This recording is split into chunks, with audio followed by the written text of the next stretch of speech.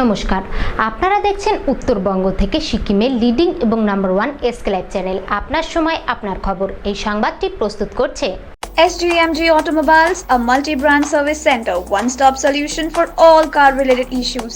यहाँ latest technology के साथ सभी ब्रांड की गाड़ियों की सर्विसिंग होती है। टीना का घर बनाने का टोटल समाधान, बाजार भाव से हमारे यहाँ किफायती दाम। আশা কর্মীদের স্বার্থ বিরোধী ফরম্যাট বাতিল, সরকারি স্বাস্থ্যকর্মীর স্বীকৃতি, সাপ্তাহিক ছুটি, পিএফ পেনশন সহ বিভিন্ন দাবিতে শিলিগুড়ির হাসমিচকে বিক্ষোভ দেখালো দার্জিলিং জেলার আশা কর্মীরা।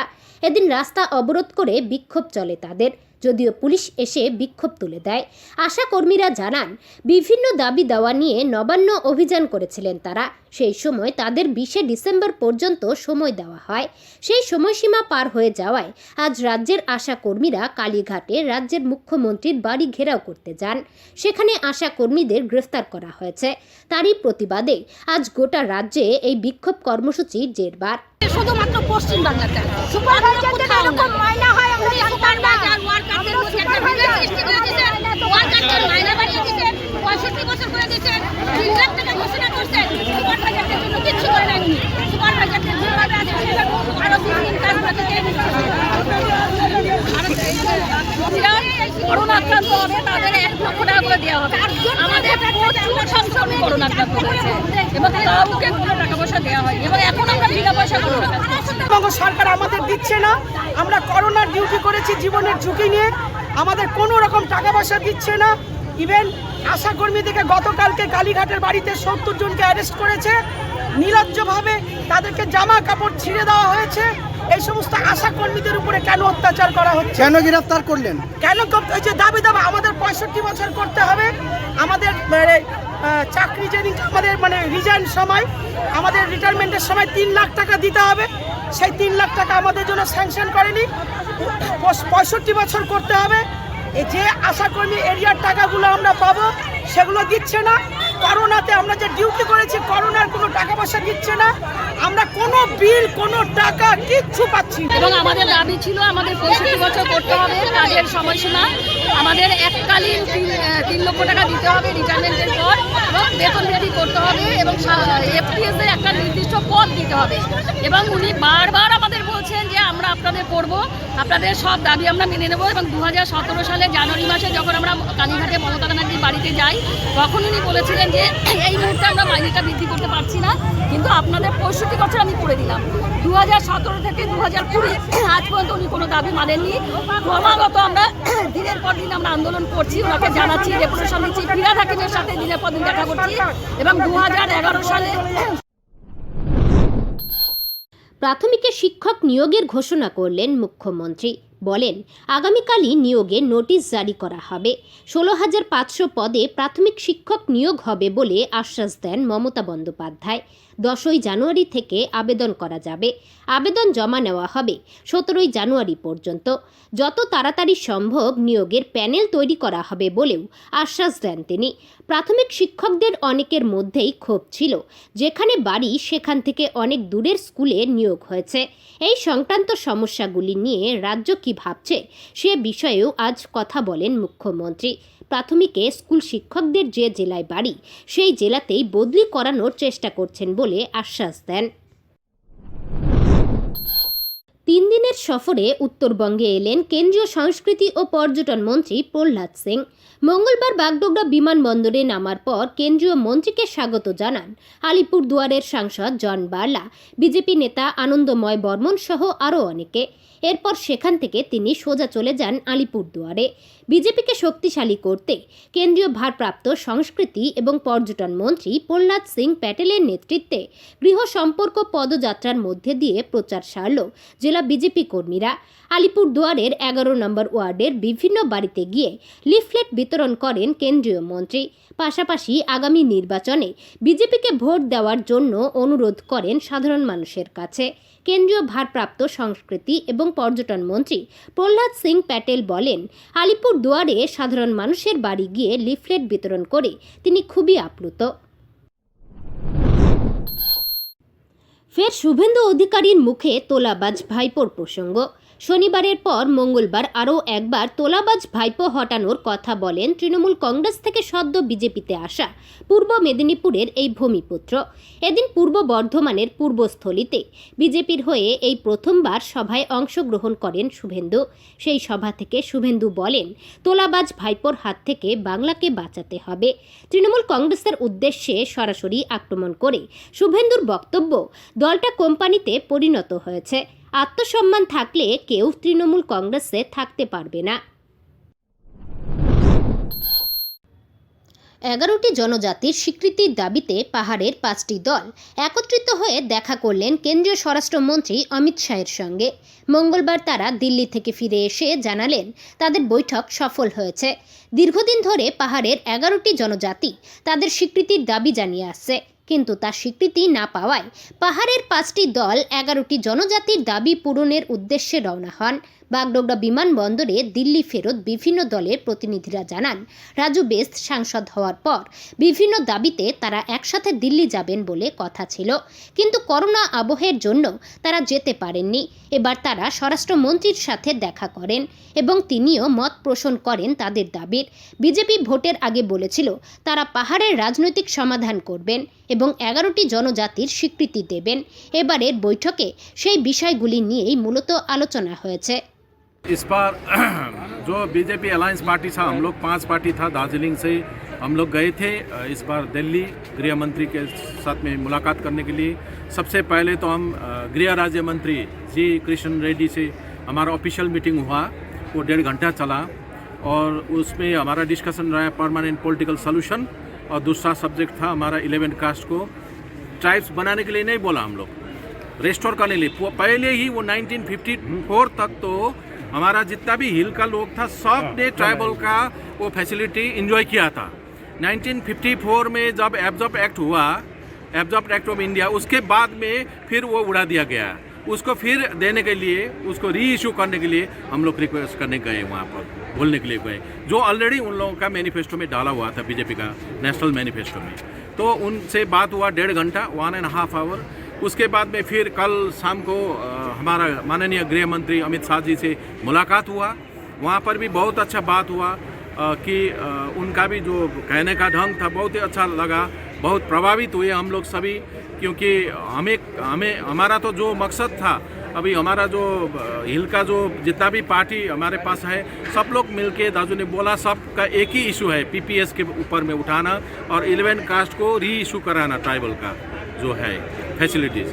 और उसके बारे में जो बात किया तो बहुत ही अच्छा फ्रूटफुल रहा और उम्मीद करते हैं शायद बहुत जल्दी कुछ ना कुछ रिजल्ट आ जाएगा। मैंने लास्ट गवर्नर के साथ में मीटिंग हुआ था दार्जिलिंग में, उस टाइम में भी मैंने बोला था, आप लोग जितना भी गोरखा लोग हैं रात को सोएंगे, जब सुबह उठेंगे तो आपको पता चलेगा कि हाँ हमारा ये हो चुका है बोल के। इतना तो हम जो जैसा बोला था महाकाल बाबा का वो पूजा स्थान से थोड़ा नीचे में, वैसा ही इस बार भी हुआ, बहुत ही अच्छा हुआ। तो उम्मीद रखिए सारे गोरखा लोग, सारे विश्व का जितना भी गोरखा लोग है, हमारा ये जो टोपी का पहचान है, सर का जो इज्जत है, इस बार इज्जत रख के आया हम लोगों ने। बहुत ही सिंसियर टीम गया था, इसमें कोई दलाली नहीं था, कोई अपना फैसिलिटी नहीं था, कोई स्कीम नहीं था। हमारा एक ही मकसद था, हमारा पीपीएस और 11 कास्ट को री इशू करने के लिए। সদ্যপ্রয়াত বিধাননগর 2 নম্বর গ্রাম পঞ্চায়েতের বিদায়ী প্রধান সুজয় মজুমদারের বাড়িতে সমবেদনা জ্ঞাপন করতে উপস্থিত হলেন পশ্চিমবঙ্গ রাজ্য সরকারের পর্যটন দফতরের ভারপ্রাপ্ত মন্ত্রী গৌতম দেব। গত রবিবার রাতে বাড়ি ফেরার সময় সড়ক দুর্ঘটনায় গুরুতরভাবে জখম হন সুজয়বাবু। বিহার নম্বরের একটি গাড়ির ধাক্কায় বাইকসহ অনেকটা দূরে ছিটকে পড়েন তিনি। চিকিৎসার জন্য তাকে শিলিগুড়ির একটি বেসরকারি হাসপাতালে নিয়ে যাওয়া হলেও ভোর রাতে তিনি শেষ নিঃশ্বাস ত্যাগ করেন বলে জানা যায়। আজ মন্ত্রী গৌতম দেব শোকাহত পরিবারের পাশে দাঁড়ানোর পাশাপাশি ঘটনাটি কোনো রাজনৈতিক চক্রান্ত না স্বাভাবিক দুর্ঘটনা তা খতিয়ে দেখতে পুলিশকে নির্দেশ দেন। কালকে অ্যাকচুয়ালি পরশুদিন ভোরবেলায় 10টা সাড়ে 10টার সময় সুজয় বাড়ির কয়েকটা প্রোগ্রাম থেকে ফিরে বাড়ির গেটের কাছাকাছি লেফট সাইডেই ছিল, যা শুনলাম আমি। 1 মিনিটের ব্যাপার ছিল বাড়িতে ঢুকে যেতে। এই সময় যে গাড়িটা ওকে মেরেছে সেই গাড়িটা পেছন থেকে এসে ওকে মেরেছে। Highly suspicious matter. গাড়িটা মন্ডল অধ্যক্ষ লেখা আছে, তাতে বিহারের কাঠিয়ারের গাড়ি। পুলিশ প্রাথমিকভাবে একটা অ্যাক্সিডেন্টকে স্টার্ট করেছিল, কিন্তু সুজয় স্ত্রী তার ছোটো ছোটো এর থেকে আরও ছোটো দুটো বাচ্চা শিশু, তার স্ত্রী আরেকটি অভিযোগ দিয়েছে। সেই অভিযোগের ভিত্তিতে পুলিশকে আরেকটা কেস স্টার্ট নিশ্চয়ই করবে। একটা ঘটনার পূর্ণাঙ্গ উচ্চ পর্যায়ের তদন্ত আমরা দাবি করছি, এবং সুজয় স্ত্রীও দাবি করেছে যে আমাদের মনে হচ্ছে না যে এটা সহজ স্বাভাবিক একটা অ্যাক্সিডেন্ট, কেন অত লেফট সাইডে ছিল, একেবারে বাড়ির সামনে, পিছন থেকে অত স্পিডে এসে মেরে দিল। আমাদের খুব ভাইটাল ছেলে এবং বিধাননগর 2 এর প্রধান, খুব অ্যাক্টিভ এবং খুবই জনপ্রিয়, এবং এর পিছনে একটা বড় ষড়যন্ত্র আছে বলে আমাদের মনে হচ্ছে। ডিটেলটা দেখা যায়। ড্রাইভারটা বেল আউট হয়েছে, যেহেতু ইউডি কেসে এটা বেলেবল সেকশন ছিল, বেলেবল হয়েছে, কিন্তু সব ব্যাপারটা বলেছি পুলিশকে। আমি একটু পরে সিপি এবং কলকাতায় আমি কথা বলবো, অনারেবল চিফ মিনিস্টারকে আমি জানাচ্ছি ঘটনাটা। রাঙাপানির শিমুলতলা গ্রামে বনকর্মীদের হাতে চিতাবাঘের মৃত্যু ঘিরে ইতিমধ্যেই প্রতিবাদে নেমেছে বিভিন্ন পশুপ্রেমী সংগঠন। মঙ্গলবার শিলিগুড়ি জার্নালিস্ট ক্লাবে একটি সাংবাদিক বৈঠক করে বিভিন্ন ওয়েলফেয়ার অর্গানাইজেশন। তারা জানান, 17ই ডিসেম্বর রাঙাপানিতে চিতাবাঘ আসার আগাম একটি খবর ছিল বন দফতরের কাছে, তবে কেন আগাম কোনো ব্যবস্থা নেওয়া হয়নি। বন দফতরের তরফে বলা হয়েছে সেলফ ডিফেন্সের জন্য চিতাবাঘটিকে মারা হয়েছে, তবে তা মানতে নারাজ ওয়েলফেয়ার অর্গানাইজেশনের সদস্যরা। তাদের দাবি, যে পরিস্থিতিতে চিতাবাঘটিকে গুলি করা হয়েছে তার কারণ সেলফ ডিফেন্স হতে পারে না। ঘটনায় চিফ ওয়াইল্ড লাইফ ওয়ার্ডেনের তরফে 3 দিনের একটি এনকোয়ারি করা হয়, তবে 3 দিন কেটে গেলেও এখনও পর্যন্ত কোনো উত্তর তারা পাননি। এখন তাদের দাবি, শীঘ্রই চিতাবাঘটির ময়না তদন্তের রিপোর্ট প্রকাশ করা হোক এবং এই ঘটনায় যে বা যারা দোষী রয়েছেন তাদের উপযুক্ত শাস্তির ব্যবস্থা করা হোক। যেমন এই স্যাংচুয়ারি, ন্যাশনাল স্যাংচুয়ারি, তার মধ্যেকারও কোনো রিসোর্সেস, এটা কিন্তু হতে পারে যে বাঘটা বেরিয়ে এসেছিল কোথা থেকে, সেটা কিন্তু কোনো ইনভেস্টিগেশন পার্টে আসছে না, এখনো আসেনি। পাবলিকলি কেন জানবে না যে ওটা কোথা থেকে আসলো? কারণ এইরকম তো অনেক লোকালিটি আছে যেখানে আরও বেশি করে সামনের দিন হঠাৎ করে ঢুকে পড়তে পারে, এবং সেই এসওপি তৈরির ক্ষেত্রে আমরা চিঠি দিয়েছিলাম প্রথম দিন থেকে, 18 তারিখে।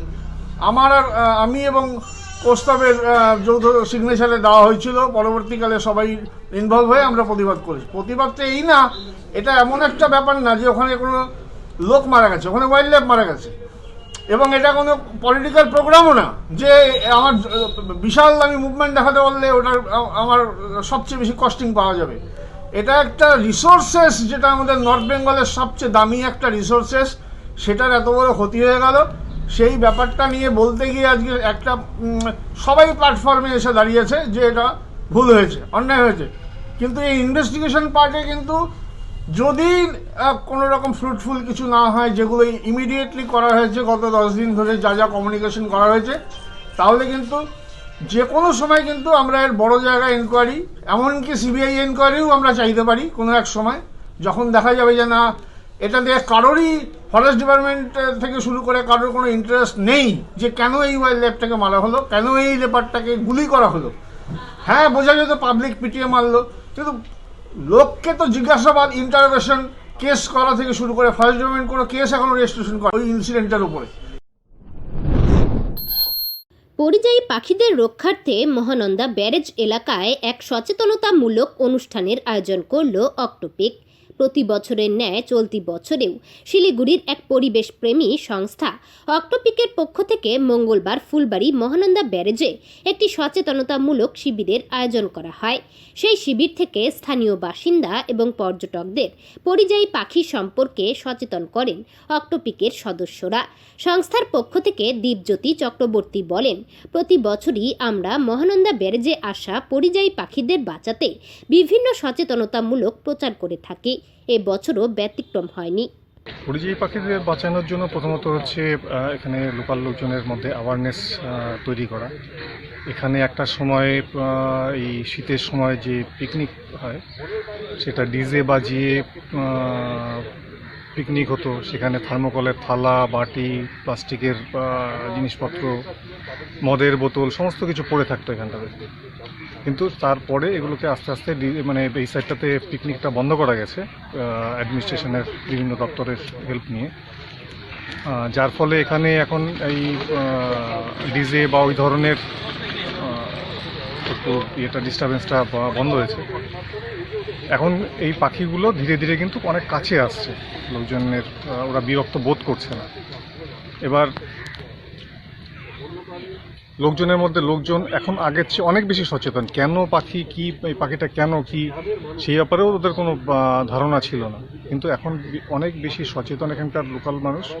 তারাও আমাদের সাথে হাত মিলিয়ে এগিয়ে এসছে এই পাখিগুলোকে রক্ষা করার জন্য, যার জন্য আমাদের কাজটা অনেক সহজ হচ্ছে। এবং বিভিন্ন দপ্তর, বন দপ্তর, বিডিও অফিস, পঞ্চায়েত সমিতি, পঞ্চায়েত, লোকাল ক্লাব, এটা সবাই আমাদেরকে এখন সাহায্য করছে, যেই কারণে আমাদের এই কাজটা এখন অনেক সহজ হয়ে গেছে। কিন্তু এখানে অনেক সমস্যা আছে, সেই সমস্যাগুলোকেও আস্তে আস্তে ঠিক করতে লাগবে, তাহলে পরে এই জায়গাটা আরও বেশি সুন্দর হবে।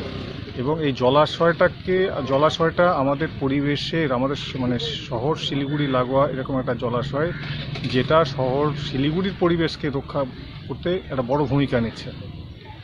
সেটাকেও রক্ষা করার দায়িত্ব কিন্তু আমাদের সবার, এবং সেই কারণেই সবার এগিয়ে আসা উচিত, যাতে এই জলাশয়টাকে রক্ষা করতে পারি। জলাশয়ে পরিযায়ী পাখি আসা মানে হচ্ছে জলাশয়টাকে অনেক তার পরিষ্কার রাখছে।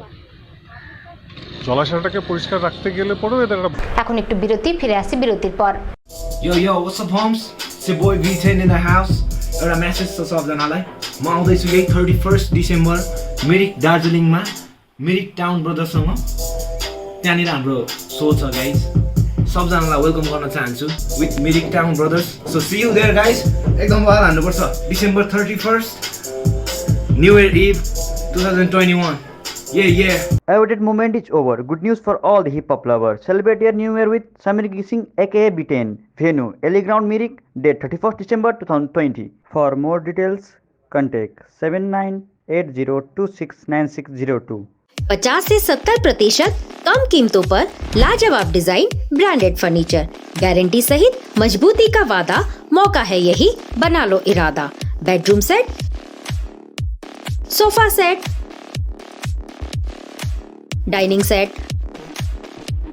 आउटडोर या ऑफिस फर्नीचर से लेकर मॉड्यूलर किचन उपलब्ध है। कम कीमत में बेहतरीन गुणवत्ता का पूरा भरोसा। ऑर्किड बिल्डिंग, ऑपोजिट वेघा circle, 2.5 mile, Sevoke road, Siliguri. International furniture, unbeatable price. Visit a Royal Oak store today. SGMG Automobiles, a multi-brand service center, one-stop solution for all car-related issues. यहाँ लेटेस्ट टेक्नोलॉजी के साथ सभी ब्रांड की गाड़ियों की servicing होती है। 20 मिनट में ही car wash, in house automatic colour बनाने की मशीन इत्यादि। तो देर किस बात की, आज ही कॉल कर अपॉइंटमेंट बुक कीजिए 9609933000। SGMG Automobiles, BSF road, Salugara, Siliguri. समय के साथ ही जरूरी बदलाव। प्लास्टिक हटाओ, रस्ट प्रूफ और food grade stainless steel water tank लगाओ और लाइफ टाइम गारंटी पाओ। इसके हैं फायदे अनेक। काफी दिनों के लिए प्रयोग नहीं होता तो भी फंगस नहीं। सफाई बिल्कुल आसान, मौसम जो भी हो पानी नॉर्मल ही रहेगा। प्लास्टिक हानिकारक, स्टील के फायदे हैं अनेक। Contact number 9832378631। टीना का घर बनाने का टोटल समाधान। बाजार भाव से हमारे यहाँ किफायती दाम। घर, दुकान, मकान, गोदाम बनाने के लिए टीना, प्रोफाइल सीट, रंगीन टीना, पाइप आदि सामान की नई दुकान टीना लगाने के लिए मिस्त्री भी हमारे यहाँ है उपलब्ध। महावीर स्टील, 3rd माइल, वेगा मॉल के सामने, चौधरी कंपाउंड। Contact number 9709970981। आपके विजुअल एडवर्टीजमेंट के लिए SK लाइव ही बेस्ट ऑप्शन है। SK लाइव का इस क्षेत्र में 24 घंटा टेलीविजन, एंड्रॉइड ऐप और वेबसाइट पर प्रसारण होता है। सोशल मीडिया पर भी हम उपलब्ध हैं। हमारी व्यूवरशिप 9 लाख से अधिक है। सिक्किम, हैथवे और NXT डिजिटल पर, दार्जिलिंग और कालिम्पोंग में दोनों हैथवे और CCN सेटअप बॉक्स पर, कलामपुर से लेके मैनागुड़ी हैथवे पर, सिटी केबल पर सिलीगुड़ी और आसपास, नक्सलबाड़ी से पानी टंकी तक NXT डिजिटल में। तो सोचिए नहीं, कॉल करें 7908554308। ফিরে এলাম বিরতির পর, আসছি পরবর্তী সংবাদে। মেয়ের মৃত্যুর জন্য শ্বশুরবাড়ির সদস্যদের দায়ী করে সঠিক তদন্ত ও দোষীদের উপযুক্ত শাস্তির দাবি জানালেন মা। জানা গিয়েছে 2019-এর 23শে নভেম্বর মাটিগাড়ার বাসিন্দা চয়নিকা পালের সাথে বিয়ে হয় শিব মন্দিরের বাসিন্দা চন্দন পালের। বিয়ের কয়েক মাসের মধ্যেই মৃত্যু হয় চয়নিকার। মেয়ের মৃত্যুর পেছনে শ্বশুরবাড়ির সদস্যরা যুক্ত আছে। সাংবাদিক বৈঠক করে অভিযোগ করলেন চয়নিকার মা। নভেম্বরে বিয়ে দেওয়ার 3 মাস বাদেই আমার মেয়েকে ওরা মেরে ফেলে। কিন্তু আমি কিভাবে মেরে ফেলছে, কি করছে, আমি এই বিষয়ে কিছু জানতে পারিনি। আমি যখন ওরা মেডিকেলে নিয়ে চলে যায়, ওদেরকে জিজ্ঞাসাবাদ করার পরে বলছে 11টা নাগাদ এই ঘটনা ঘটে। কিন্তু ওরা আমাকে বেলা 2টোর সময় আমাকে ফোন করে মেডিকেলে যাওয়ার জন্য। আমি মেডিকেলে গিয়ে দেখি আমার মেয়ে স্ট্রেচারে শুয়ে আছে। এমন ওদেরকে জিজ্ঞাসা করি, ওরা বলে আমার মেয়ে নাকি ফাঁসি দিয়ে মারা গেছে। কিন্তু আমার মেয়ের শরীরে যে সমস্ত আঘাতগুলো ছিল সেটা দেখে কেউ বলবে না যে মেয়ে নিজে ফাঁসি দিয়ে মারা গেছে, ওকে পিটিয়ে মারা হচ্ছে। তার জন্য আমি ওদের সঙ্গে মাটিগাড়া থানাতে আমি আসি, ওদের নামে আমি কেস লিখি যে আমার মেয়েকে কীভাবে কী করলো, আপনারা যান ওদেরকে অ্যারেস্ট করুন, আপনারা কিছু করুন। তো উনিরা বলছে ঠিক আছে আপনারা চলে যান, আমরা যাচ্ছি, লোক পাঠাচ্ছি। কিন্তু আজও পাঠাচ্ছে কি না পাঠাচ্ছে আমি কিছুই জানি না। হ্যাঁ, আমি দেখে শুনে কি প্রথমে আমি অন্য জায়গাতে সব হচ্ছে যোগাযোগ হচ্ছিল, তখন মেয়ে বলছে আমার ওই ছেলেটা পছন্দ, আমি ওকেই ভালোবাসি আর কি। যাই হোক, তারপরে 3 বছর বাদে আমি ছেলেটাকে আরও যোগাযোগ করার পরে তারপরে আমি একদম অনুষ্ঠানভাবে আমি প্রচুর টাকা পয়সা খরচ করে যাবতীয় সব দিয়েছি। মঙ্গলবার সন্ধ্যায় আলিপুরদুয়ার চৌপথিতে চায় পে চর্চায় অংশ নিলেন আলিপুরদুয়ারে সফররত কেন্দ্রীয় পর্যটন মন্ত্রী প্রহ্লাদ সিং প্যাটেল। এই চায় পে চর্চা অনুষ্ঠান ছোটখাটো একটি জনসভায় পরিণত হয়। অনুষ্ঠানে মন্ত্রী বলেন, আপনারা আমাকে চেনেন না, কিন্তু ভারতীয় জনতা পার্টিকে চেনেন। আজকে আলিপুরদুয়ারের মানুষের বাড়ি বাড়ি গিয়ে সবার হাতে কেন্দ্রীয় সরকারের বিভিন্ন প্রকল্প ও কাজকর্মের পুস্তিকা তুলে দিয়েছে এবং সবার কাছে আশীর্বাদ ভিক্ষা করেছি দলের জন্য। আমি নিশ্চিত আলিপুরদুয়ারের মানুষ ভারতীয় জনতা পার্টিকে 2 হাত ভরে আশীর্বাদ দেবেন। এই চায় পে চর্চার খুব গভীর গুরুত্ব আছে। চা পান করে গল্প করতে করতে অনেক কথা, অনেক সমস্যার সমাধান হয়ে যায়। शुरू नहीं हुआ है, आपने बातों को ध्यान में लाए, एक बार विदेश मंत्रालय के ध्यान में लाएंगे कि परिस्थिति क्या है, सच्चाई क्या है, ये एक बार समझना पड़ेगा, उसके बाद ही मैं टिप्पणी कर पाऊंगा। तृणमूल का नाम बताओ तो फिर हम जवाब दें, अन्यथा ऐसे सड़क चलते आदमी की बात का मैं जवाब नहीं दूंगा। मैं मणिपुर का इंचार्ज था, ये उस तृणमूल के लोगों को पता है, इतना ही मैं कहूँगा। मुझे लगता है कि वो भी अच्छी तरह से जानती है, खासकर तृणमूल के नेता, कि भारतीय जनता पार्टी कैसे काम करती है। हमारे यहाँ कार्यकर्ता होता है, न कोई मंत्री होता है, न सांसद होता है, न विधायक होता है, कार्यकर्ता होता है। ये पता नहीं किसने उसको जादूगर बना दिया, मुझे पता नहीं। वो मणिपुर के चुनाव में प्रशांत किशोर कहाँ थे मुझे नहीं मालूम, लेकिन प्रशांत किशोर को अब ये पढ़ना पड़ेगा मणिपुर की पुस्तक, कि जहाँ 2% से कम भाजपा का वोट था वहाँ भारतीय जनता पार्टी ने सरकार बनाई है। यहाँ तो भगवान का दिया बहुत है। আর নয় অসুরক্ষা। বিজেপি মহিলা মোর্চার তরফে আজকে ফের অবস্থান বিক্ষোভ কর্মসূচি পালন করা হয় ফুলবাড়ি বিধানসভা কেন্দ্রে।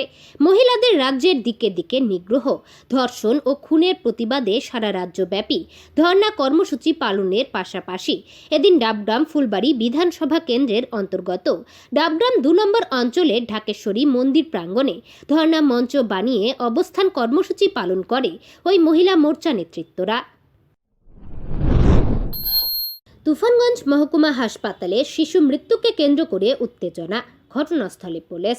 জানা গেছে, অন্দরন ফুলবাড়ি 1 নম্বর জিপির সুভাষপল্লীর বাসিন্দা সমীর দাস তার 4 মাসের সন্তানকে শ্বাসকষ্টজনিত সমস্যা নিয়ে সোমবার সন্ধ্যায় তুফানগঞ্জ মহকুমা হাসপাতালে ভর্তি করে। মধ্যরাতে বাচ্চার শারীরিক অবনতি ঘটে এবং সকালে পরিবারের লোকজন কুচবিহারে নিয়ে যেতে চাইলে চিকিৎসকের অনুপস্থিতিতে ছাড়তে নারাজ ছিল নার্সরা। ধীরে ধীরে বাচ্চাটি মৃত্যুর কোলে ঢলে পড়ে। বারবার ডাক্তারকে ফোনে ডেকেও সাড়া পাওয়া যায়নি বলে অভিযোগ শিশুর পরিবারের। ক্ষোভে মৃত শিশুর পরিবার বিক্ষোভ দেখাতে শুরু করে হাসপাতাল চত্বরে। বিচার আছে আপনাদের কাছে। আমি ভালো ছেলে নিয়ে আসছি, দেখেন দিব্যি ছেলে নিয়ে আসছেন। এই দেখেন আমি ভালো ছেলে নিয়ে আসছি, আমার দাদাকে ভালো নিয়ে আসছি। কালকে হাইপাইয়ের জন্য আমার ছেলেকে ভর্তি করেছিলাম তুফানগঞ্জ হসপিটালে। কালকে ডাক্তার দেখে বলছে এটা হলো হাইপাই প্রবলেম আছে, তো কোনো অসুবিধা নেই, ভর্তি করে দিন, কালকে কোরিওগ্রাফি করলে পরে ঠিক হয়ে যাবে। আজকে রাত্রে একটু ঘুমায় নাই বাচ্চা, রাত্রে ঘুমানো না অবস্থায় সকালবেলা হাইপাইটা বেশি হয়ে গেছে। আজকে বললাম আমরা কুচবিহার নিয়ে যাবো, তাহলে কি বলে ডাক্তারবাবু ছাড়া হবে না। ওই অবস্থায় যে এরকম পরিস্থিতি। আমার ডাক্তার ছিল বিসর্দার বিসিংহ, এখন নার্সরা যেতে দেবে না, ডাক্তারবাবু না আসলে পরে যাইতে দেবে না।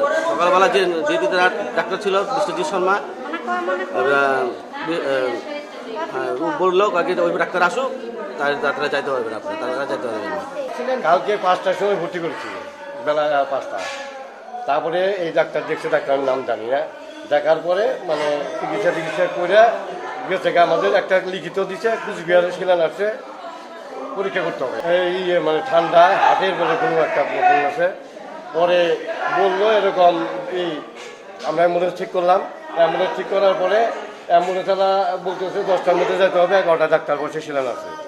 পরে ফোন করলাম, ওনারা করে না। পরে আমি নিজে গেছি, যাওয়ার পরে ডাক্তারবাবু বললাম কাকে আমি কখনো ছুটি দিচ্ছি, তাহলে আপনার নিয়ে যান নাই কেন, আমাকে এই কথা বললো। তারপরে সিস্টারদের বললাম, সিস্টার বলতেছে ডাক্তারবাবু কালকে যে পজিশন দিকে এসেছে পজিশন রুগীর খারাপ, তাহলে আমরা ছুটি দিতে পারবো না, তাহলে আমরা ফোন করি। আমার সামনে ফোন করলো, তাও কিন্তু ফোন পায় না। তারপরে যখন এগুলো মারা গেল তখন হলো ডাক্তার আসলো, বিনা চিকিৎসায় মারা গেছে। কালিয়াগঞ্জ পুরসভার পুর প্রশাসক তথা তৃণমূল কংগ্রেস নেতা কার্তিক চন্দ্র পাল বিজেপিতে যোগদান করায় তাকে বিশ্বাসঘাতক আখ্যা দিয়ে কালিয়াগঞ্জে দলের রাহু মুক্তি ঘটল বলে মন্তব্য করলেন কালিয়াগঞ্জের তৃণমূল কংগ্রেস বিধায়ক তপন দেব সিংহ। সদ্য বিজেপিতে যোগদানকারী কালিয়াগঞ্জ পুরসভার পুর প্রশাসক কার্তিক চন্দ্র পাল অভিযোগ করে বলেছিলেন, দল তাকে যোগ্য সম্মান দেয়নি, তাকে অসম্মান করেছে প্রতি মুহূর্তে। আর সে কারণেই তৃণমূল দল ছেড়ে মানুষের সেবায় কাজ করার লক্ষ্যে দেশের সর্ববৃহৎ রাজনৈতিক দল বিজেপিতে যোগদান করেছেন তিনি। কার্তিক পালের এই বক্তব্যকে খণ্ডন করে কালিয়াগঞ্জের বিধায়ক তপন দেব সিংহ বলেন, তৃণমূল কংগ্রেস দল কার্তিক পালকে কালিয়াগঞ্জের মহানাগরিক করে পুরসভার চেয়ারম্যান করেছিলেন। কালিয়াগঞ্জ স্টেট জেনারেল হাসপাতালে রোগী কল্যাণ সমিতির চেয়ারম্যান করেছেন। কুনোর ব্লক স্বাস্থ্য কেন্দ্রের রোগী কল্যাণ সমিতির চেয়ারম্যানও করা হয়েছিল তাকে। এতগুলো পদে থাকার পরেও কার্তিক বাবু কি করে বলেন যে তাকে দল বা রাজ্য সরকার সম্মান দেয়নি? আমরা সম্পূর্ণ অন্ধকারে ছিলাম। আমি এমএলএ হওয়ার পরে আমরা একসাথে কাজ করেছি অনেকদিন, কিন্তু উনি যে ওইভাবে বিজেপিতে চলে যাবেন এটা আমাদের মাথায় ছিল না। কারণ এখন বোঝা যাচ্ছে যে উনি দীর্ঘদিন ধরেই বিজেপির সঙ্গে যোগাযোগ রেখেছিলেন, কিন্তু আমাদের সেটা বুঝতে দেয়নি। আমাদের দলগত যেগুলো প্রোগ্রাম ছিল, যেমন ইদানিং যেটা বঙ্গধ্বনি চলছে আমাদের প্রোগ্রাম, ওই বঙ্গধ্বনির আমাদের 3টে গ্রুপ করে দেওয়া হয়েছিল। একটা গ্রুপে উনিও ছিলেন, উনি ওই প্রোগ্রামও পালন করছিলেন, ওই প্রোগ্রামও গেছিলেন, প্রোগ্রামও করেছেন এই 2 দিন আগেই। তারপরে হঠাৎ আমরা টিভিতে দেখলাম যে উনি বিজেপিতে যোগদান করলেন। উনি দলের সঙ্গে, তৃণমূল দলের সঙ্গে বিশ্বাসঘাতকতা করেছে। কারণ একজন কয়েক বছর 3 বছর আগে কংগ্রেস থেকে তৃণমূলে এসে যে সম্মান আমরা তৃণমূলের দল তাকে দিয়েছিল, পৌরসভার চেয়ারম্যান, উনি ছিলেন স্টেট জেনারেল হসপিটালের রোগী কল্যাণ সমিতির চেয়ারম্যান, ব্লক স্বাস্থ্যকেন্দ্র কুনোর তারও ছিলেন রোগী কল্যাণ সমিতির চেয়ারম্যান, সুশীল চন্দ্র পল্লী পাঠাগার আমাদের তারও উনি সেক্রেটারি ছিলেন, শহরের সভাপতি ছিলেন, বিভিন্ন পদ ওনাকে দেওয়া হয়েছিল, উনি পেয়েছিলেন। এরপরেও কী কারণে উনি চলে গেলেন অন্য দলে আমরা কিছু জানি না। উনি সংগঠনের কাজকর্ম করছিলেন না, কিছুদিন ধরে উনি শহরের প্রেসিডেন্ট হিসাবে শহরের কোনো সংগঠনের কাজ করছিলেন না বলে আমাদের ঊর্ধ্বতন কর্তৃপক্ষ আমাদের শহর সভাপতিকে পরিবর্তন করেছিল। তাছাড়া অন্যান্য পদে ওনার যেগুলো ছিল সেগুলো সব ছিলই। আমরা খুব মর্মাহত। এইরকম দলের মধ্যে থেকে দলের বিরোধিতা যে করে সেটা আমার মনে হয় তার কোনো নীতি আদর্শ বলে কিছু নেই। তারা শুধু এই ধরনের লোক, তারা শুধু নিজেদের ব্যক্তি পূজা করতেই অভ্যস্ত, তারা নিজেদের ছাড়া কিছু বোঝে না। বঙ্গধ্বনি যাত্রার মধ্যে দিয়ে জলপাইগুড়ি শহরে মিছিল করে মন্দিরে এসে পুজো দিলেন ব্লক তৃণমূল কংগ্রেসের নেতাকর্মীরা। মমতা বন্দ্যোপাধ্যায়ের তৃতীয়বার মুখ্যমন্ত্রী হওয়ার প্রার্থনা করে জলপাইগুড়ির যোগমায়া কালী মন্দিরে পুজো দেওয়া হয়। তৃণমূলের পক্ষ থেকে বের হওয়া বঙ্গধ্বনি যাত্রা মিছিলে অংশ নেন জলপাইগুড়ি পুরসভার চেয়ারপারসন পাপিয়া পাল সহ একাধিক নেতাকর্মীরা। মিছিলটি শহরের বিভিন্ন এলাকা পরিক্রমা করে জনগণকে তৃণমূল সরকারের উন্নয়নমূলক কাজকর্ম সম্পর্কে অবগত করতেই এই মিছিল। পাশাপাশি শহরের মানুষ কি কি সুবিধে পেয়েছেন তারই রিপোর্ট কার্ড প্রদর্শন করা হয় বঙ্গধ্বনি যাত্রার মধ্যে দিয়ে, জানালেন পুরসভার চেয়ারপারসন পাপিয়া পাল। বঙ্গধ্বনি যাত্রা চলছে আমাদের নেত্রী মাননীয় মুখ্যমন্ত্রী মমতা বন্দ্যোপাধ্যায়ের নির্দেশে। আমরা বঙ্গযাত্রা ধ্বনি প্রতিটি পর্যায়ে প্রতিটি ওয়ার্ডে আমরা এই পরিক্রমা করছি এবং আমাদের এই বঙ্গযাত্রা ধ্বনির উদ্দেশ্য মমতা বন্দ্যোপাধ্যায়ের এই 10 বছরের যে আমাদের চলছে সরকার, সেই সরকার তার সামাজিক প্রকল্প নিয়ে বিভিন্ন উন্নয়ন নিয়ে মানুষের দুয়ারে দুয়ারে আমরা তার প্রচার করছি এবং সেই সাথে চলছে আমাদের পৌরসভার প্রয়াস হলে দুয়ারে সরকার। সেই দুয়ারে সরকারে এই সামাজিক প্রকল্পে সবকটি প্রকল্পই মানুষ যারা বঞ্চিত, যারা এখনও অফিসে বিভিন্ন অফিসে ঘুরে হয়রানি হচ্ছে, তাদের এক ছাতার তলায় এনে পৌরসভা সেই ক্যাম্পের ব্যবস্থা করেছে। আপনারা প্রত্যেকে আসুন আমাদের এই পৌরসভার প্রয়াস হলে মা মাটি মানুষের সরকার মমতা বন্দ্যোপাধ্যায় যে বিভিন্ন গরিব মানুষ সহ প্রত্যেকটি মানুষের জন্য যে প্রকল্পগুলি করেছেন সেগুলির সুবিধা গ্রহণ করুন। এই উদ্দেশ্যেই আমরা আজকে এই 10 বছরের রিপোর্ট কার্ড নিয়ে প্রতিটি মানুষের দুয়ারে দুয়ারে আমরা চলছি। আজকে 7 নম্বর ওয়ার্ডের এই বঙ্গযাত্রা ধ্বনি আমরা পরিসমাপ্তি করলাম। এরপরে আমাদের আছে 6 নম্বর, এরপরেও আমাদের ধারাবাহিকভাবে প্রতিটি ওয়ার্ডে বঙ্গযাত্রা ধ্বনি আমাদের শহরের সমস্ত বর্জ্য ও নোংরা আবর্জনার স্তূপ থেকে দুর্গন্ধে প্রাণ ওষ্ঠাগত রায়গঞ্জ পুরসভা এলাকার বন্দর শ্মশান কলোনির বাসিন্দাদের। ছড়াচ্ছে দূষণ, শিশু ও বয়স্কদের দেখা দিচ্ছে নানান রোগের প্রাদুর্ভাব।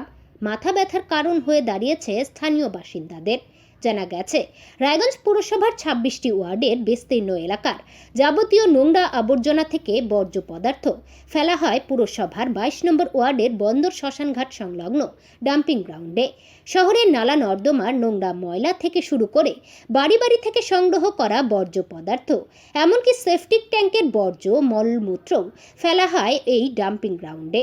কুলিক নদী বাঁধের রাস্তার এক পাশে রয়েছে পুরসভার এই ডাম্পিং গ্রাউন্ড, আর অপর পাশে রয়েছে বিশাল কলোনি।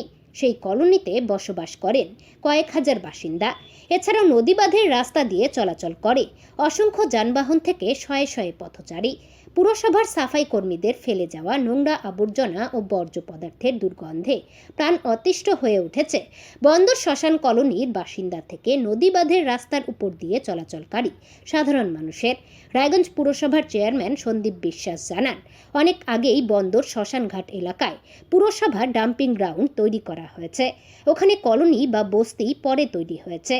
তবুও পুরসভার পক্ষ থেকে পরিবেশ দূষণ রোধের জন্য বস্তিবাসীদের আড়াল করতেই ডাম্পিং গ্রাউন্ড ঘিরে উঁচু পাঁচিল নির্মাণ করে দেওয়া হয়েছে। একটু গন্ধ আছে, রাবিশের গন্ধ, মাছের আঁশ, সেটা তো ফেলতে বলতে পারবো না, পৌরসভার থেকে ফেলানো হচ্ছে, একটু অসুবিধা হচ্ছে।